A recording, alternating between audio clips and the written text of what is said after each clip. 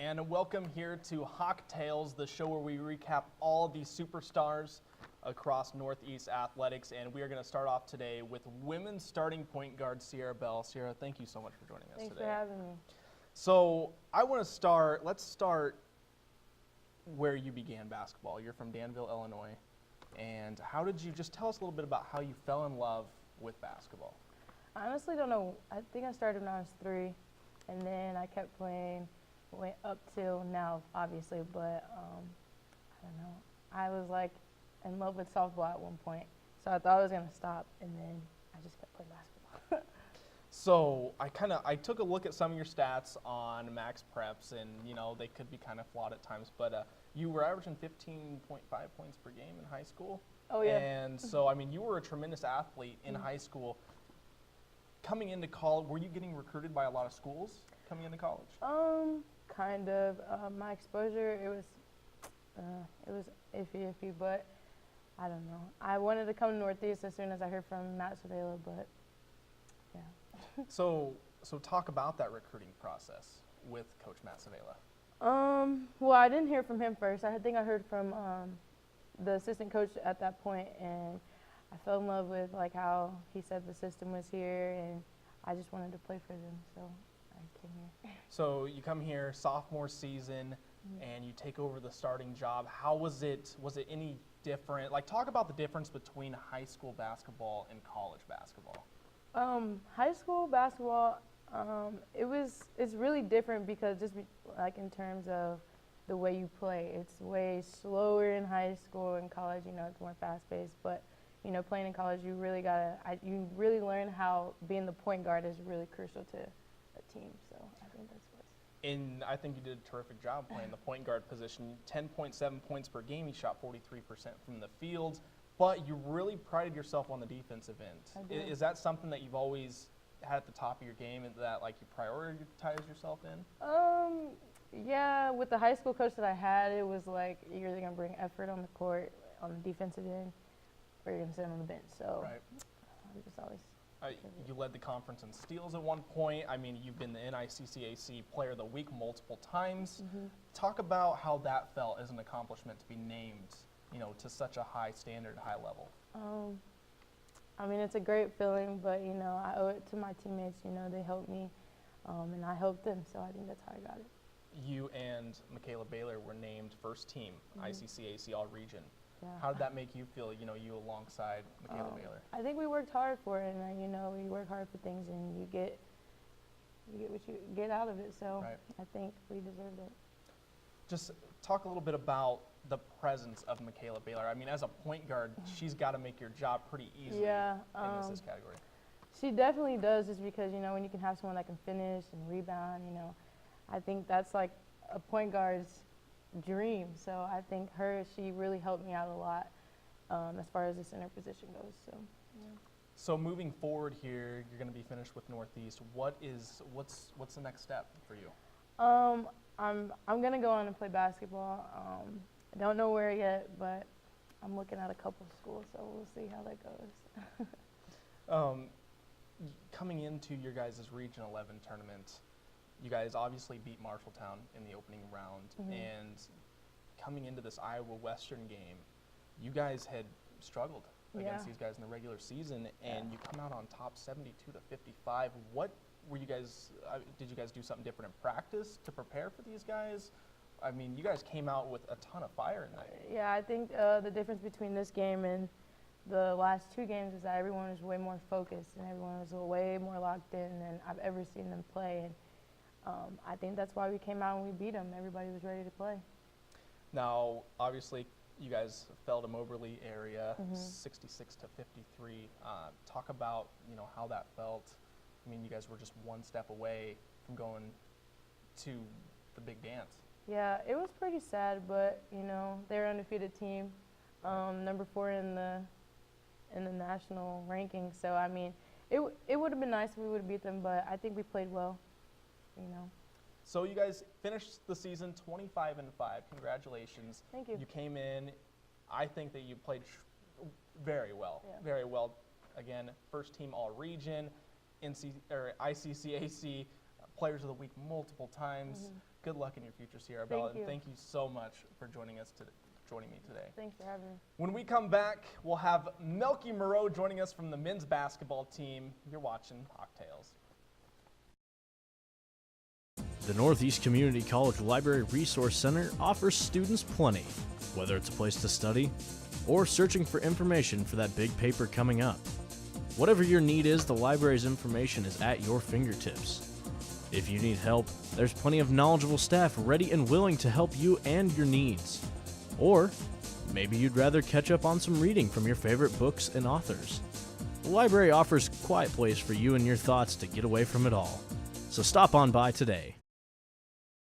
The Disability Services helps work with students, faculty, and staff to ensure students with disabilities have equal access to all Northeast programs, services, and activities. The Testing Center provides the students and surrounding community members with a variety of services in testing and assessments. For more information about the Disability Services, call 402-844-7343 or the Testing Center at 402-844-7281. And welcome back to Hawk Tales, a TV show where we run down the careers of Northeast athletes. And now with me we have Melky Moreau. Melky, thank you so much for joining us. I want to start off with your childhood. Just tell us about where you're from and how you fell in love with basketball. Well, it all started while I was born in Hamburg, Germany. Well, I was always in a sports family. Like, we all played soccer, like my whole family. So I always played soccer when I was young until I moved to England when I was 13 years old, and like around my neighborhood they all used to play basketball, so that's how I kind of got to into basketball and started playing basketball. So up until 13 years old you hadn't played basketball, it was just soccer, correct? Yeah. And I would not have wanted to go up against you in soccer. You're one of the tallest ones out there. So when you turned 13, did you start playing in school then? Yeah, I was still playing soccer in school just Okay. for fun. Like, I played in the neighborhood with the guys a little bit. So then, growing up, was it, you wanted to be a soccer player then, right? Yeah. So you wanted to play soccer professionally over there. When did it, in high school, when did it start to click with, for you, when you thought basketball could be a career? Like, I started taking basketball serious when I was 16 years old. So before, I used to just play for fun at the park, and then I joined my school team, and that was still kind of for fun. And then a guy came to watch me, and then so that was the best club for our county, and he told me that I should come join. So that was my first year of playing proper basketball. That's when I was 16. Really? Yeah. So 16 years old, you finally start playing basketball. Yeah. And so I guess your senior year comes around, or whatever you call it, and how did you get connected with Northeast? Northeast, it was just talking to the assistant coaches at the time, because I had a successful year back in England that season. So I had a lot of coaches talking to me, and I knew that I was going to a junior college. Right. And that's how I started talking to the coaches here at Northeast. And I liked the relationships we had, so I decided to come here. So talk about, is basketball a little different over here, competition-wise, than it was back in England? Yeah, I think it's way better competition. That's why most kids in England just want to get out and come to the U.S. just simply because it has the best competition. Right. So you get here, and in your guys' first year, you average 9 points a game, and 21 and 10. You got guys like Vance Johnson, Marty Hill. What was a team like that for you coming over here? Just so much talent around you. Yeah, it was really good. I learned a lot from those guys. Every single day we used to compete, and I'm just grateful that we had a squad like that. So that kind of built me into like the leader to lead these guys for this year. So you guys this year finished with a record of 15 and 17. Kind of struggled in the conference a little bit this year, but your numbers were way up in year number 2, averaging 14 points a game. Talk about the success you had, or what you did in the off season to build. Well, in the off season, when I got home, I was just working out basically every single day, except like the weekends. So because in England, I can only use like the basketball gym Monday to Friday. So I was working out every single day, trying to work on my jump shot, my dribbling, just so I can contribute in many ways. And yeah, that's what I was doing the whole off season. So what's a typical workout? How many hours would you say that you put in a typical workout day? Back home, I just go in the morning, like 9 to 10:30. Then I go home, maybe chill with my friends, my family. Then go back at 4 to 6, and then come back. So that was the typical workout day. So you come back over here, 15-17 record on the year, and you know this team really turned things around when the tournament came around. I mean, you guys were a brand new club. First round, you play a Marshalltown team who would beat you twice in the regular season. What clicked for you guys postseason? It was just, I think, our mentality as a team. Like, we all just, no one cared about who was going to score, who was going to do this. Everyone just, like, came together and, we really wanted this. So I think that was one thing that really clicked for us in the postseason. So you guys win your first round matchup against Marshalltown 79-67. Steve Wooten led the team 26 points in that game, 10 of 14 shooting. Talk about the kind of player he is, because starting off the season, he wasn't even a starter. And then he worked his way up into the starting spot and led the team in scoring this season. Just talk about him a little bit and kind of the team chemistry that you guys have. Yeah, Steve, I mean, he's been developing from the start. And, like, me and Steve are good friends off the court too, learn a lot of things from each other.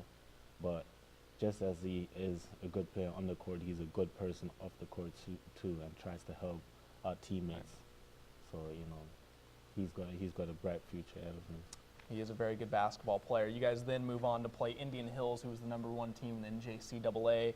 And this game, all the way down to the stretch, was very tight, very contested, and just unfortunately could not get the shot to fall there to tie the game up. Just talk about the competition level in this part of the country. Indian Hills, the #1 team, and you guys come within 2 points of making the tournament. Yeah, it was, we came out all out that game, and a lot of people don't know, but we actually have a very tough conference. And yeah, every team, every game, you just have to bring it. I think that the NJCAA, a lot of the players don't get enough recognition down here in this. And you've got a bunch of offers coming in now. You obviously played against Shane Gatling. He signed with the University of Colorado. Do you think that some of you guys don't get enough recognition as you think you should? Yeah, definitely.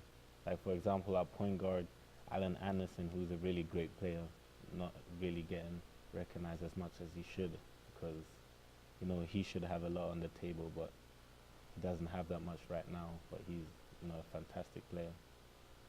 I want to go back to one certain play that you had against Central Community College, your little SC top 10 play. You get the ball at the top of the key, and it looks like that you're going to pull up for three, but instead you drive and end up putting someone on a poster. Talk about that play a little bit. Were you getting some recognition on Twitter or anything following that play? Because I remember the call very well, and I think the audio might have cut out. I was screaming so loud. But, talk about that play a little bit. What was going through your head when you got the ball at the top of the key? Well, I dribbled it up, then I passed it to Jeremiah, and then I said, right back. So he passed it back to me, and I just saw like a lane just of space. So I just took it, and I didn't think he was going to jump, but, he did. So, I had to do it. You had to do it. I played baseball with him over the summer, and so I know that kid pretty well that you dunked on, and so I still give him a hard time about it.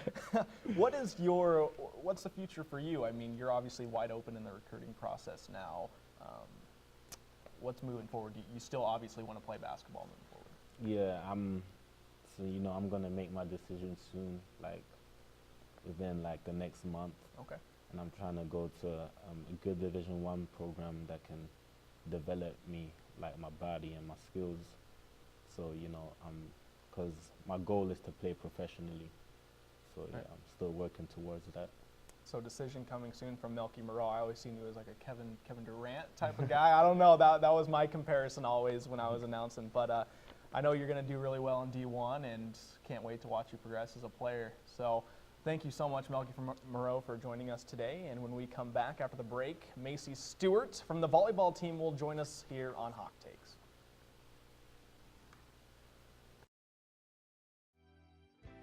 Started Nick riding four-wheelers when he was 3 years old.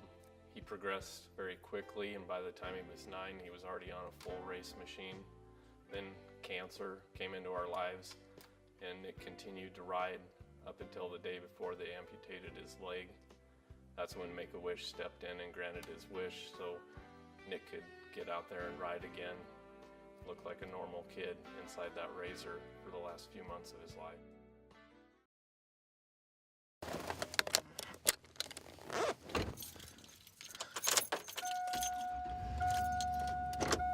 Remember when Scott showed up late and he brought all those pizzas? That was insane. What a guy. What a guy. I know. What a party.